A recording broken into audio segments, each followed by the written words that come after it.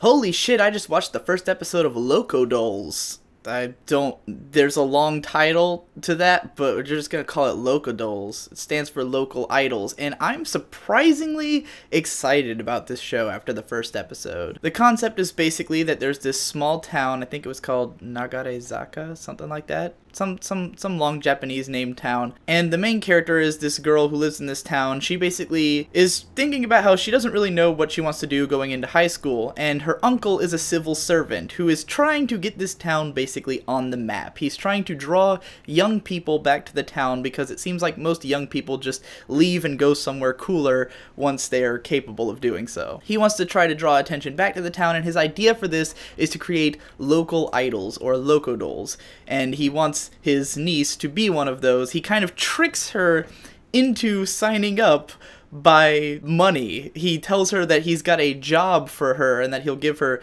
2,000 yen, which she wants to be able to buy a swimsuit, and he pays her up front, and then she ends up trapped in this event that she doesn't want to do, but she ends up roping herself into being one of these idols. The reason I'm excited about this show is that there's a strong focus on this whole idea of making the town better, that this is going to be about that. It's going to be about how the local idol phenomenon will affect this town. There's obviously going to be a lot of focus on characters as well. The main characters have a lot of moments throughout the episode to establish who they are. They seem like decent enough characters, nothing special yet, but, you know, it's the first episode. And, you know, their characterization, comedy involving them will play a big part, but there's also probably going to be a strong thread of how this will affect the town, and that's really cool to me. It gives me a Manabi Straight vibe, and Manabi Straight is one of my favorite shows, so that's a good vibe to be getting from a show. There's also a lot of talk about money. One of the first lines of dialogue in the show, the main character girl is asking her mom for money to buy a swimsuit, and her mom says, "I work at a cash register. I make 840 yen an hour.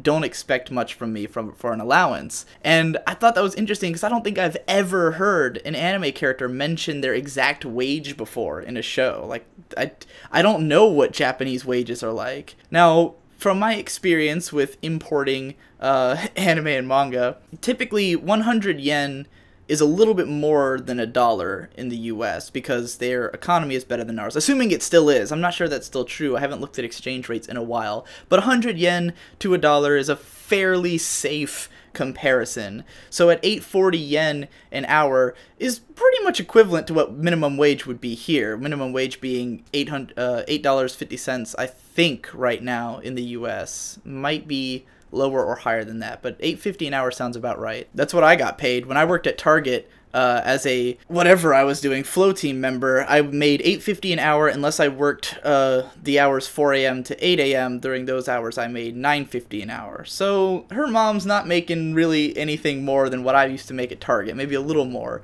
due to Japanese exchange rates. And money is brought up a few times. The girl makes 2,000 yen for doing this show.